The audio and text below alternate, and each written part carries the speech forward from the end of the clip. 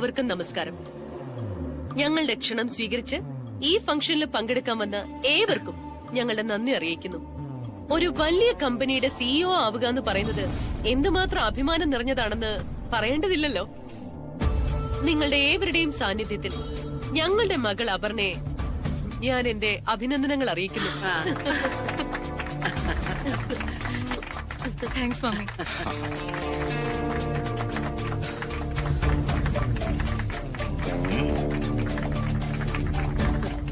ഞങ്ങളുടെ കുടുംബ സുഹൃത്തായ കിരണിന്റെ കമ്പനിയിലാണ് അപർണ സിഇഒ ആയത്.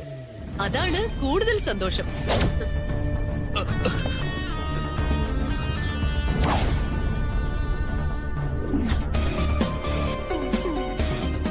ഈ സന്തോഷവേളയിൽ 2 വാക്ക് സംസാരിക്കാൻ അപർണയുടെ ബോസ് കമ്പനി MD കിരണിനെ ക്ഷണിക്കുന്നു.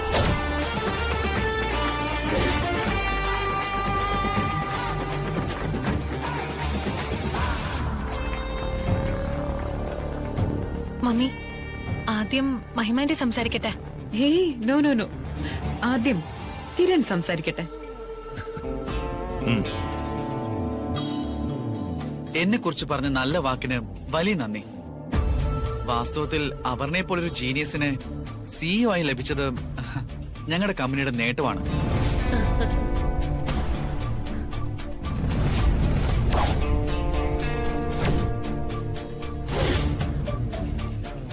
വെറും പരിചയം കൊണ്ടല്ല അപർണ എന്റെ കമ്പനിയിലെ സിഇഒ ആയത്. അപർണയുടെ കഴിവുകൊണ്ടാണ്.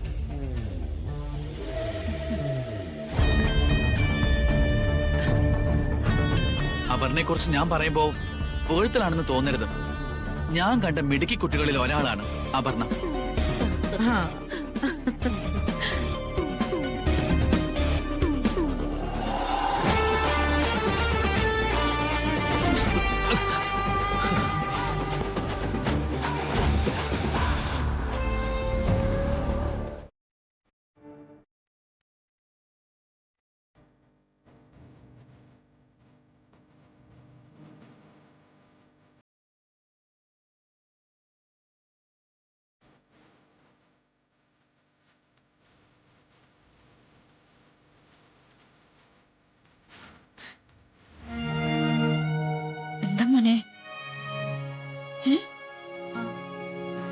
പാർട്ടി നേരത്തെ കഴിഞ്ഞു മോളെ? ഞാൻ വിചാരിച്ചു നിങ്ങള് വൈകിയേ എത്തുള്ളൂന്ന്. നാളെ വെളുപ്പിനെ വരുള്ളൂന്നാ വിചാരിച്ച്. എന്താ മോളെ നേരത്തെ വന്നത്? അത് പറയാം. ഇവിടെ എന്താ സംഭവം? കേക്ക്, ബലൂണ്, ഭയങ്കര സെറ്റപ്പ് ആണല്ലോ. എന്താ അമ്മേ, ഇവിടെ കോളനിയിൽ വല്ല ആഘോഷം നടക്കുകയാണോ?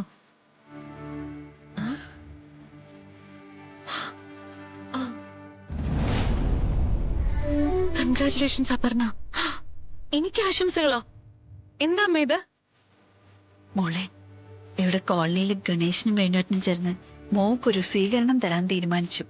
സിഇഒ ആയോണ്ട് നിങ്ങളെ ഒന്ന് ഞെട്ടിക്കാൻ വേണ്ടി നിങ്ങളോട് പറയാതെ ഒരുക്കങ്ങൾ നടത്തി. മോള് വരുമ്പോ അത്ഭുതപ്പെടുത്താൻ വേണ്ടി എല്ലാരും നല്ല ഉത്സാഹത്തിലായിരുന്നു. പക്ഷേ ആടെ പോയതറിഞ്ഞപ്പോ എല്ലാരും ഒന്ന് തളർന്ന് നിരാശയായിപ്പോയി. ഈ കാര്യം ഞങ്ങളോടൊന്നും പറയാറുന്നില്ല അമ്മയ്ക്ക്. ഞങ്ങൾ നേരെ ഇങ്ങോട്ട് വരായിരുന്നല്ലോ. എന്തൊരു കഷ്ടോ. നിങ്ങളെ ആടത്തെ സന്തോഷവും രസവും ഒന്നും കളയണ്ടെന്ന് വിചാരിച്ചു. അതിരിക്കട്ടെ, നിങ്ങളെന്താ നേരത്തെ വന്നത്? അത് പറ. പാർട്ടി നടന്നില്ല, ഞങ്ങൾ പാർട്ടിയിൽ നിന്ന് പോന്നു. അയ്യോ, എന്തു പറ്റി? എന്തെങ്കിലും ബുദ്ധിമുട്ടുണ്ടായോ? ശോ, കഷ്ടായിപ്പോയി. എത്ര സന്തോഷിച്ചിട്ടായിരുന്നു നിങ്ങൾ അങ്ങോട്ട് പോയത്. വിഷമായോ? വിഷമോ? ആർക്ക്? ദേ, ആഘോഷിക്കാൻ എല്ലാം ഒരുക്കിയിട്ടേക്കല്ലേ. നമ്മൾ ഇവിടെയാ ആഘോഷിക്കുന്നേ. ഇവിടെയാ നമ്മൾ അടിച്ചു പൊളിക്കാൻ പോകുന്നേ.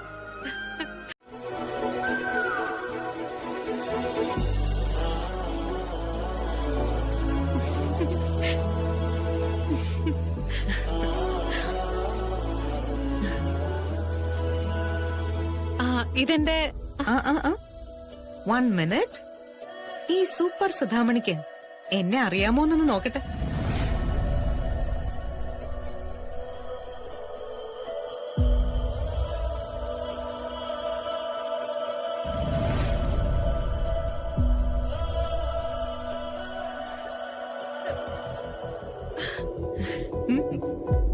മഹിമ ഡോക്ടർ മറന്നിട്ടില്ല. ഓ നൈസ്.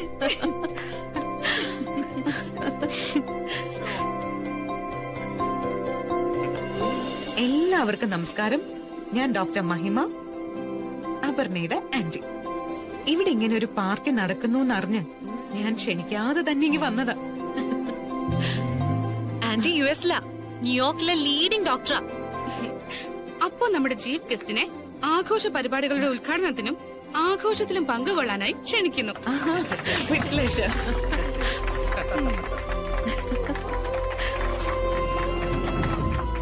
ആദ്യം കേക്ക് കട്ടിങ്. ആ ആഘോഷത്തിന്റെ ബ്രേക്ക് ടൈമിൽ കേക്ക് കട്ട് ചെയ്യാം.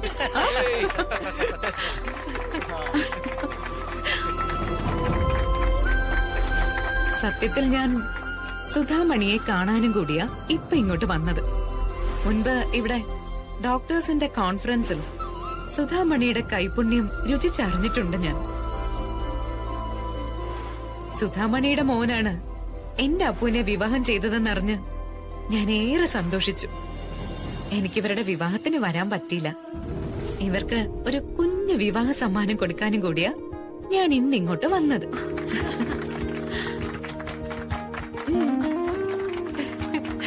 Thank you.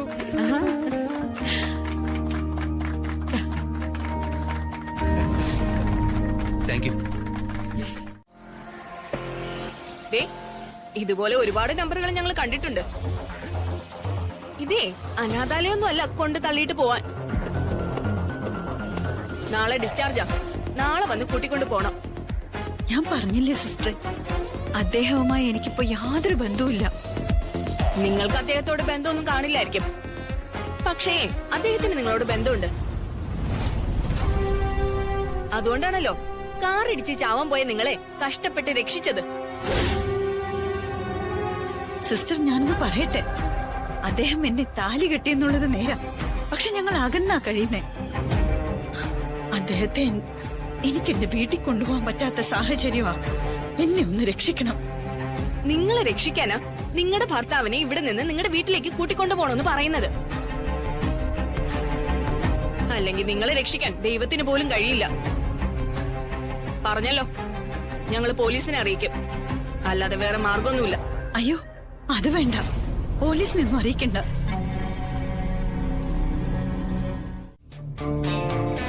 ഞങ്ങളുടെ അപർണയെ സുധാമണിയുടെ മകനാണ് വിവാഹം ചെയ്യാൻ പോകുന്നതെന്ന് അറിഞ്ഞപ്പോ ഏറ്റവും സന്തോഷിച്ചത് ഞാനായിരിക്കും.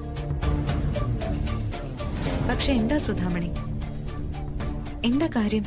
സുധാമണി എന്തൊക്കെയോ പ്രശ്നങ്ങളിലാണെന്ന് തോന്നുന്നു. ഏയ്, ഒന്നുമില്ല. Okay Sudhamani, sorry. എന്റെ ഒരു സഹോദരിയെ പോലെ കണ്ടിട്ടാ ഞാൻ സ്വാതന്ത്ര്യം എടുത്ത് ഓരോന്ന് ചോദിച്ചത്. ഒരാള് ഫോൺ ചെയ്യുന്നത് ശ്രദ്ധിക്കാൻ പാടില്ലെങ്കിലും സുധാമണിക്ക് എന്തോ പ്രശ്നമുണ്ടെന്ന് തോന്നിയപ്പോഴാ എന്താ കാര്യമെന്നറിയാൻ ഞാൻ പുറകെ വന്നത്. സോറി സുധാമണി. സുധാമണിയുടെ പേഴ്സണൽ കാര്യങ്ങളിൽ ഇടപെട്ടതിന് എന്നോട് ക്ഷമിക്കണം. അയ്യോ, അങ്ങനൊന്നും പറയരുത്. അപർണമോളുടെ വീട്ടിലെ ആഘോഷത്തിൽ നിന്ന് മാറി ഇവിടെ ഈ കോളനിയില് ഞങ്ങൾക്കൊപ്പം വന്നപ്പോ തന്നെ അറിയാം ഈ മനസ്സിന്റെ വലിപ്പവും ആത്മാർത്ഥതയല്ല. ഞാൻ എന്റെ വിഷമങ്ങൾ പറയാത്തത് മറ്റൊന്നും കൊണ്ടല്ല. ആര് വിചാരിച്ചാലും രക്ഷിക്കാൻ പറ്റാത്ത അവസ്ഥയില്ല ഞാനിപ്പോ. എന്താ അവസ്ഥ? അതൊന്ന് പറയൂ. പിന്നെ ഒരു കാര്യം കൂടി, എന്ത് സംഭവിച്ചാലും എന്നിൽ നിന്ന് മറ്റൊരാളിലേക്ക് ആ രഹസ്യം പോവില്ല. അത് ഞാൻ ഉറപ്പു പറയാം. അക്കാര്യത്തിൽ എനിക്ക് ഒരു ഉറപ്പും വേണ്ട, അതെനിക്കറിയാം. എങ്കിൽ പറയാം, എന്താ സുധാമണിയുടെ വിഷമം?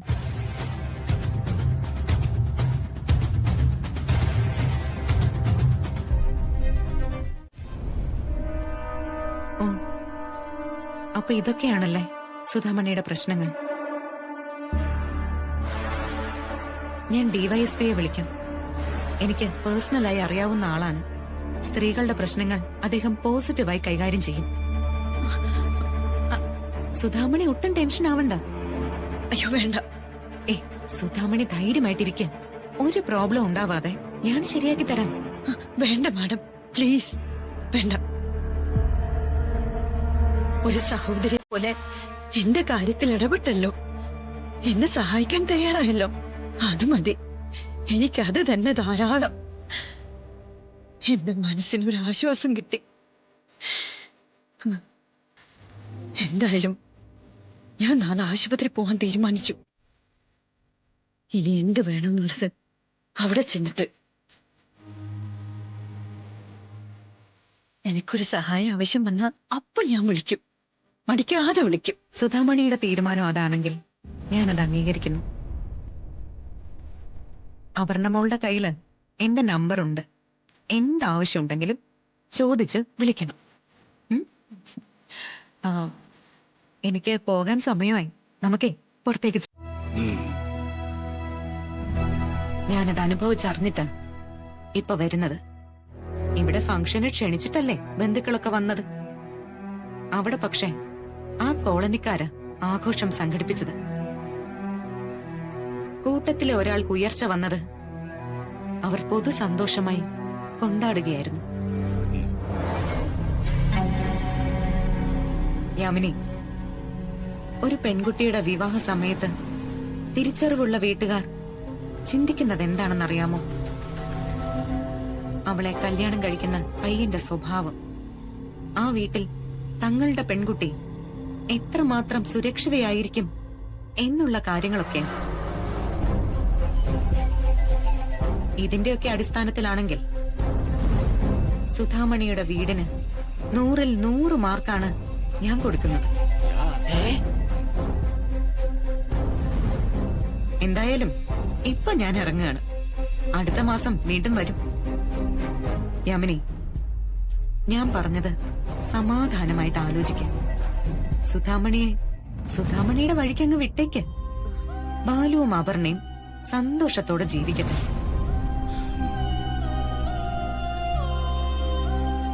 ആയിഷേട്ടാ, ഞാൻ ഇറങ്ങുക. ബൈ.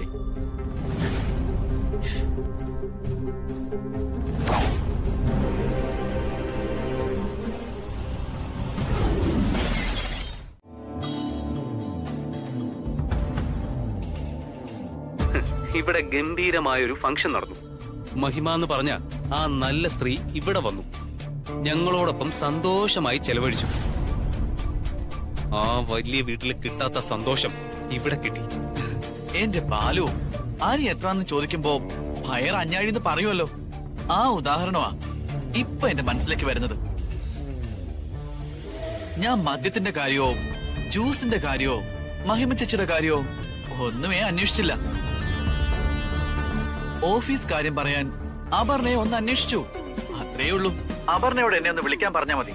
ഇന്ന് ഇവിടെ ഫംഗ്ഷൻ കഴിഞ്ഞതിന്റെ ക്ഷീണത്തിലാ അപ്പു. ഇന്ന് വിളിക്കാൻ പറ്റൂന്ന് തോന്നുന്നില്ല. അപർണ എന്നെ വിളിക്കും. ഇല്ല, വിളിക്കില്ല. ഒരു കാര്യം ചെയ്യാം, അപർണ വരുമ്പോ ഞാൻ വിളിച്ചെന്ന് പറഞ്ഞാ മതി. എന്നിട്ട് നോക്ക് അപർണ എന്നെ വിളിക്കുന്നുണ്ടോ ഇല്ലയോ എന്ന്. എത്ര ക്ഷീണമാണെങ്കിലും അപർണ എന്നെ വിളിച്ചിരിക്കും. എന്നാ നമുക്ക് നോക്കാം. നോക്കാം ബാലു.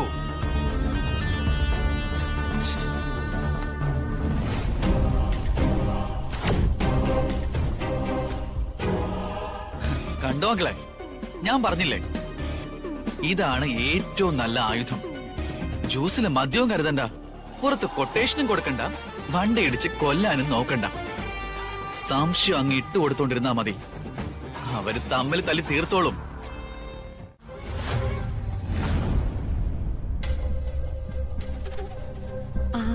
എന്താ അമ്മേ, എന്താ വിളിച്ചേ? എന്താ അമ്മേ? അല്ല, ഏട്ടനും അപർണേച്ചി.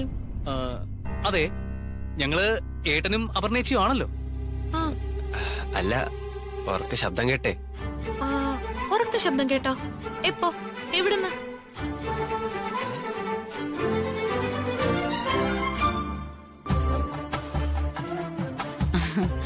ചിലപ്പോ നമുക്ക് തോന്നിയതായിരിക്കും. ആ, ഞാൻ ബാലുവിനോട് 1000 വട്ടം പറഞ്ഞിട്ടുണ്ട്, ഉറക്കെ സംസാരിക്കരുതെന്ന്. കേൾക്കുന്നവർക്കേ അത് വഴക്കാണെന്നേ തോന്നൂ. കൊള്ളാം. അപ്പോ തന്റെ ശബ്ദോ? അതിനും നല്ല ഓളിയല്ലേ? ഞങ്ങള് കരുതി വഴക്കെന്തോ. ഹേ എങ്ങനെ എങ്ങനെ വഴക്കോ? ഞാനും ബാലും തമ്മിലോ? ഇതാണോ വഴക്ക്?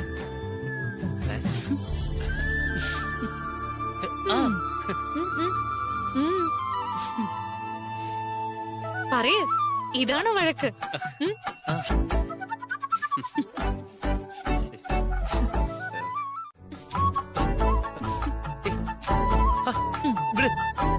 ഇല്ല, ചോദിക്കുന്നതിന് ഉത്തരം പറഞ്ഞാലേ ഞാൻ ഈ പിടുത്തം വിടൂ.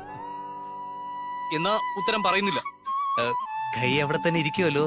തേ, ഈ കുഞ്ഞു തർക്കങ്ങളെ കൊറേ പ്രാവശ്യമായി. ഇപ്പതാ വീട്ടുകാരും കേട്ടു.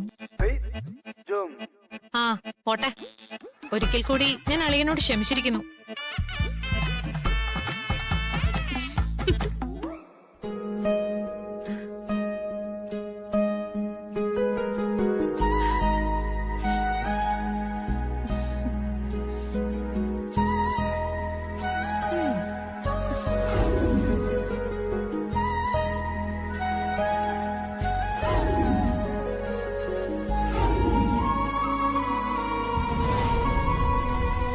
സോറി.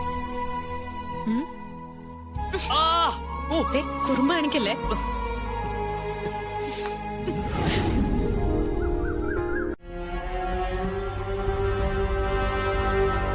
എത്രയോ നാളുകൾക്ക് ശേഷം ഇങ്ങനെ ഒരു മുറിയിൽ ഇറങ്ങുന്നത് ദാ ഇവിടെയാ, ഈ ആശുപത്രി മുറിയില്ല.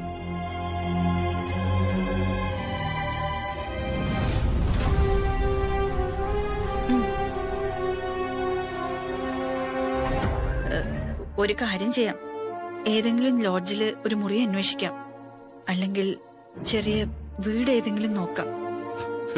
അല്ലെങ്കിലും ജയിലിൽ കിടന്നവന് ആരെങ്കിലും താമസിക്കാൻ ഇടം കൊടുക്കുമോ? ഒരു തടവുകാരനോട് ആരെങ്കിലും അനുകമ്പ കാണിക്കുന്നെങ്കിൽ അതവന്റെ ഭാര്യ മാത്രമായിരിക്കും. പിന്നെ അവന്റെ അമ്മയും. എനിക്ക് അമ്മയില്ല. ഇനി ഒരേ ഒരു ആശ്രയം എന്റെ ഭാര്യ മാത്രമാണ്.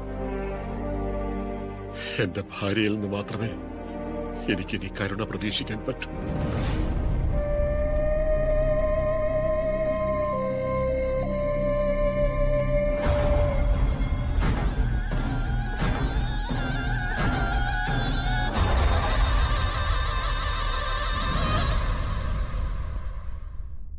ഞാൻ നിന്റെ കൂടെ വീട്ടിലേക്ക് വന്നോട്ടെ സുധേ?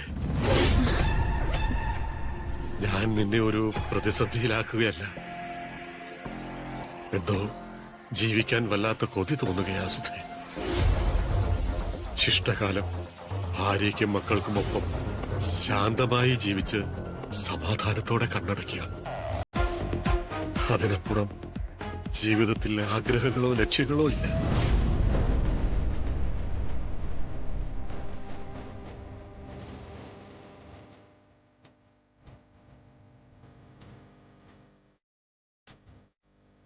ഇനി എനിക്ക് ബസ് സ്റ്റാൻഡിലും കടത്തിടയിലുമായും ഓടാൻ വയ്യ സുധേ. ഞാൻ നിന്റെ കൂടെ വീട്ടിലേക്ക് വരട്ടെ?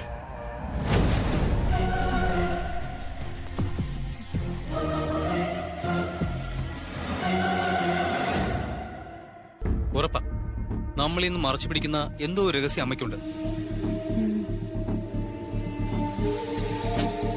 അമ്മയെ കാണുന്നില്ലല്ലോ. നമുക്കതേ അവിടെയും കൂടെ ഒന്ന് നോക്കാം. അത് ഒബ്സർവേഷൻ ICU അല്ലേ? അവിടെയും കൂടെ ഒന്ന് നോക്കാം. അമ്മ വേറെ എവിടെയും കണ്ടില്ലല്ലോ. ശരി, വാ.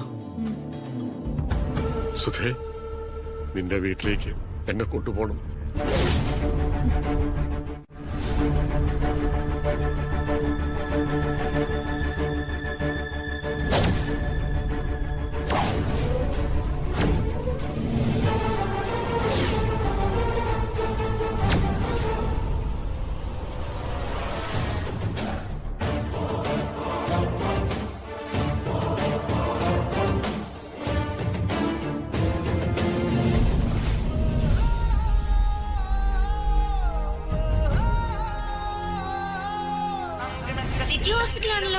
സിറ്റി ഹോസ്പിറ്റലിൽ അവിടെ നിന്ന് എന്തിനാ വിളിക്കുന്നത്?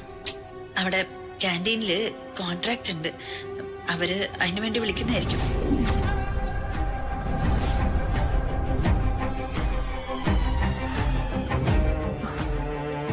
ബാലു അച്ഛൻ മുറിയില് അമ്മയോടൊപ്പം നിൽക്കുന്നത് എന്റെ അച്ഛനാ.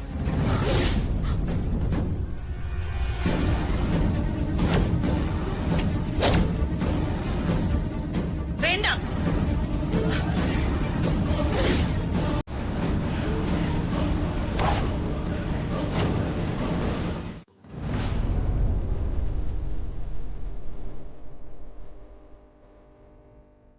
എനിക്ക് പോകാനൊരു ഇടമില്ല മക്കളെ.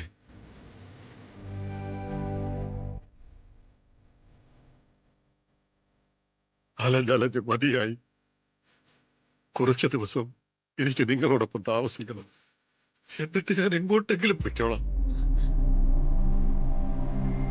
പഴയ കുടുംബജീവിതം ഒന്ന് അനുഭവിക്കാൻ വേണ്ടി കുറച്ച് ദിവസം ഞാൻ നിങ്ങളോടൊപ്പം ഒന്ന് താമസിച്ചോട്ടെ. പറ്റില്ല. കുടുംബത്തെ നിങ്ങൾ തിരിഞ്ഞു നോക്കിയിട്ടില്ല. ഈ പാവ അമ്മ ഞങ്ങളെ എങ്ങനെ വളർത്തിയെന്ന് നിങ്ങൾ അറിഞ്ഞിട്ടില്ല. ഇപ്പോ വീട്ടിൽ താമസിക്കണം അല്ലേ? ഇപ്പോ കുടുംബത്തിന്റെ സന്തോഷം അറിയണം അല്ലേ? കുടുംബത്തിന് സന്തോഷം കൊടുത്തിട്ടില്ല. കുടുംബത്തെ സന്തോഷിപ്പിക്കണം അല്ലേ? മനസ്സില്ല. പോയി പണി നോക്കിയാ മതി.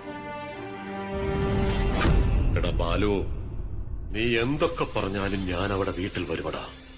നിന്നെ കൊണ്ട് ഞാൻ സമ്മതിപ്പിക്കും.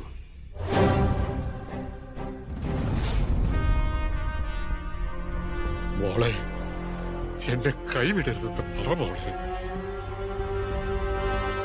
സുധാമണി, നീ ഒന്ന് പറ. അമ്മ, എനിക്കൊന്നും പറയാനില്ല. എന്റെ മൂത്ത മോൻ തീരുമാനിക്കുമല്ല. വളരെ ശരിയാ അവൻ പറഞ്ഞ കാര്യങ്ങൾ.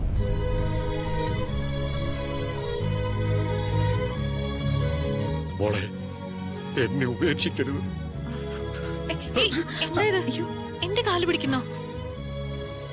എന്റെ മൂത്ത മോളാണ് നീ.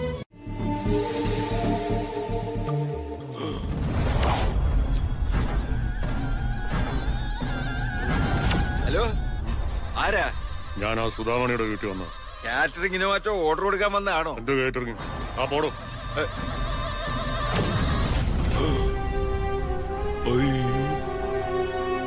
അവൻ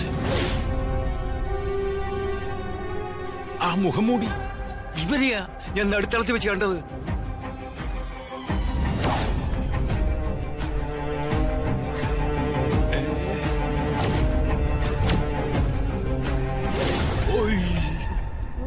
കൃഷ്ണമൂർത്തി. എന്താ പിള്ള സാറേ? ഇതാ കൃഷ്ണമൂർത്തി. ആരാ? സുധാമണിയുടെ ഭർത്താവ്.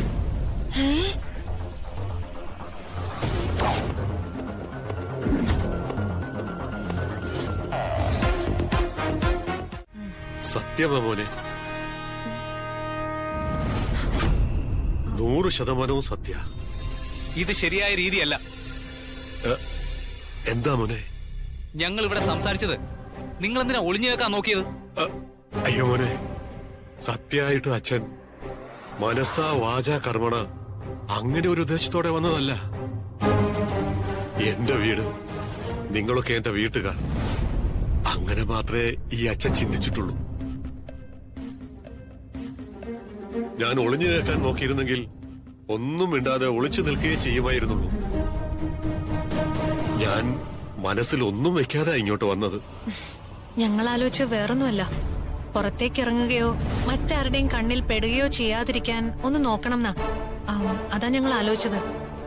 ആ പിള്ളാന്ന് പറയുന്ന ആള് മഹാവിഷമാ. എന്തെങ്കിലും ചെറിയൊരു തുമ്പ് കിട്ടാൻ വേണ്ടി കാത്തിരിക്കുക, ഓരോരോ പ്രശ്നങ്ങൾ ഉണ്ടാക്കാൻ. ഒന്നും പേടിക്കണ്ട. എന്റെ മക്കൾ അതിനെക്കുറിച്ച് ഓർത്തൊന്നും ടെൻഷൻ ആവണ്ട. ഈ സുധാമണിയുടെ തലയിൽ തൊട്ട് വേണേൽ ഞാൻ സത്യം ചെയ്യാം. വേണ്ട, എന്റെ പേര് പറഞ്ഞിട്ട് സത്യം ചെയ്യണ്ട. സോറി സുധേ, ഞാനത് ഓർമ്മിച്ചില്ല. ഇതാ എന്നെ തൊട്ട് ഞാൻ സത്യം ചെയ്യും. എന്നാണ് സത്യം. ഞാൻ ശ്രദ്ധിച്ചോളാം. കാര്യങ്ങളൊക്കെ ഞാൻ നന്നായി ശ്രദ്ധിച്ചോളാം.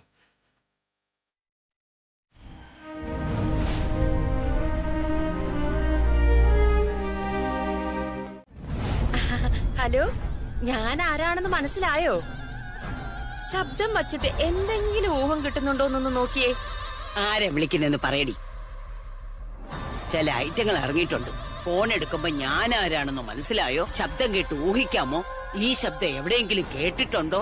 അങ്ങനെ കുറെ ആവശ്യമില്ലാത്ത കൊനഷ്ട ചോദ്യങ്ങളും കൊണ്ട് ഇറങ്ങിക്കോളും. എന്റെ ശബ്ദം തന്നെ എനിക്കിവിടെ അറിഞ്ഞൂടാതെ നിൽക്കുക. അപ്പോഴാ വേറെ വല്ലവളുടെ ശബ്ദം അറിയാവോന്ന് ചോദിക്കുന്നത്. സരോജിനി ചേച്ചി, ഇത് ഞാനാ, ഒറ്റവീട് കോളനിയിലെ സുഭാഷിണി. അയ്യോ അയ്യോ, സുഭാഷിണിയോ? ആ, ഇപ്പൊ മനസ്സിലായോ? അയ്യോടി, ഞാൻ അതല്ലേ ആലോചിച്ചത്. ശബ്ദം എനിക്ക് നല്ല പരിചയം. പിന്നെ അവിടെ എന്തൊക്കെയുണ്ട് മോളെ സുഭാഷിണി വിശേഷങ്ങള്? അയ്യോടി, ഞാൻ എപ്പോഴും വിചാരിക്കും നമ്മൾ രണ്ടുപേരും ഒരേ മനസ്സുള്ളവരാണെന്ന്. സത്യം ചേച്ചി, ഞാനും ചേച്ചിയെ കുറിച്ച് എന്നും വിചാരിക്കും. അയ്യോ, പിന്നെ ഇപ്പൊ വിളിക്കാൻ പ്രത്യേകിച്ച് കാരണമല്ലോ ഉണ്ടോടി? പിന്നല്ലേ, കാര്യമായിട്ട് എന്തെങ്കിലും കാര്യമില്ലാതെ ഈ സുഭാഷിണി ചേച്ചി വിളിച്ച് സമയം മെനക്കെടുത്തോ? അതെ, ഒരു കൂട്ടം പറയാനുണ്ട്. ആണോ? ഒരു മിനിറ്റ്, ഞാൻ അങ്ങോട്ട് മാറി നിൽക്കട്ടെ. അതെ, നിങ്ങൾ കയറി തൊഴുതിട്ടുവാ. എനിക്ക് ഇന്ന് അമ്പലത്തിൽ കയറിക്കൂടാ, വാലായികയുണ്ട്. എന്ത് വാലായിക? എന്റെ വകയിലൊരു ചെറിയച്ഛൻ മരിച്ചുപോയി, കൊലയുണ്ട്. അത് പറയാനാ എന്റെ അമ്മായിയുടെ മോള് സുഭാഷിണി വിളിച്ചത്. ഏത് ചെറിയച്ഛൻ? ഏത് സുഭാഷിനെയാ വിളിച്ചത്? ഓ, എന്റെ പൊന്നെ, അവരെ ഒന്നും നിനക്ക് അറിഞ്ഞൂടാ. നീ അവനെ വിളിച്ച് തൊഴുതിട്ടുവാ. എന്തായാലും ഞാൻ ഇന്ന് അമ്പലത്തിൽ വരുന്നില്ല, എനിക്ക് പൊലയുള്ളതാ. ചെല്ലു ചെല്ലു, പോടാ പോ. നിങ്ങൾ പോകച്ചേ, പോ. ചെല്ലു. നേരെ നോക്കി പോണേ. സുഭാഷിണി, നീ പറ, കാര്യം പറ. അതെ, ചേച്ചിക്ക് അറിയാലോ, എനിക്കൊരു മനുഷ്യനെ കുറിച്ച് ദോഷം പറയുന്ന ഇഷ്ടമേ അല്ല. ഇവിടെ കണ്ട കാര്യം അവിടെ പറയാനും ഞാനില്ല. അത് പിന്നെ എനിക്ക് അറിഞ്ഞൂടെ? ഞാൻ പറഞ്ഞില്ലേ നമ്മൾ രണ്ടും ഒരേ മനസ്സാണെന്ന്. നീ കാര്യം പറയാങ്ങോട്ട്. അതെ ചേച്ചി, ഈ മരിച്ചവര് തിരിച്ചു വരുമെന്ന് പറഞ്ഞ ചേച്ചി എന്ത് പറയും? വേറെ ആരെങ്കിലും പറയുന്നതെങ്കിലേ ആ പറയുന്നവർക്ക് വട്ടാണെന്ന് പറയും. ഇവിടെ ഇപ്പൊ പറയുന്നത് നീ ആകുമ്പോ അതിനകത്ത് എന്തോ കാര്യമുണ്ടെന്ന് എനിക്കറിയാം. അല്ല, എന്താ കാര്യം? ഏത് മരിച്ച ആളാ തിരിച്ചു വന്നേ? അല്ല, അങ്ങനെ ഒരാൾ തിരിച്ചു വന്നെങ്കിലേ അയാളെ എനിക്കൊന്ന് കാണണമല്ലോ. അതെ ചേച്ചി, മരിച്ചു പോയിട്ട് തിരിച്ചു വന്ന ആളിനെ കാണണോ? ചേച്ചി ഇങ്ങോട്ട് വാ, കോളനിയിലേക്ക് വാ. അയ്യോ, അതെന്താ സുഭാഷിണി നീ അങ്ങനെ പറയുന്നേ? എടി, ഒന്ന് വ്യക്തമായിട്ട് പറയടി. ചേച്ചി,